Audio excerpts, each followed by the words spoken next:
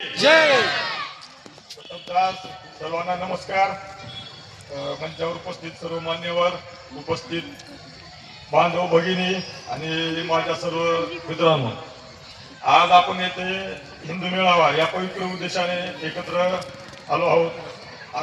हा केवळ कार्यक्रम नाही, हा आपल्या संस्कृतीची, एकतेची आणि सामर्थ्याची घोषणा आहे. चंदन आहे या देशाची माती, तपोभूमी आहे प्रत्येक गाव, प्रत्येक बालकात राम आणि प्रत्येक स्त्रीमध्ये देवीचे रूप आहे. तर मित्रांनो, प्रभू श्रीराम यांनी आपल्याला आदर्श जीवन, कर्तव्यनिष्ठा आणि त्याग शिकवला आहे. श्रीकृष्ण यांनी धर्मासाठी उभे राहण्याची, अन्यायाविरुद्ध लढण्याची प्रेरणा दिली आणि आपल्या संत परंपरेने तर समाजाला खरी दिशा दिली. संत ज्ञानेश्वर यांनी ज्ञान आणि अध्यात्म सर्वसामान्यापर्यंत पोहोचवले. संत नामदेव यांनी भक्ती मार्ग सोपा आणि सर्वांसाठी खुला केला.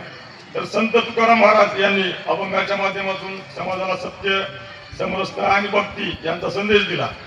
म्हणजेच आपल्या देवदेवतांनी आणि संतांनी आपल्याला केवळ धर्म नाही तर एकत्र राहण्याची, योग्य मार्गावर चालण्याची शिकवण दिली. पण आज आपल्या समाजासमोर मोठे आव्हान आहे. हे आव्हान म्हणजे जातीभेद, फूट आणि एकतेचा अभाव.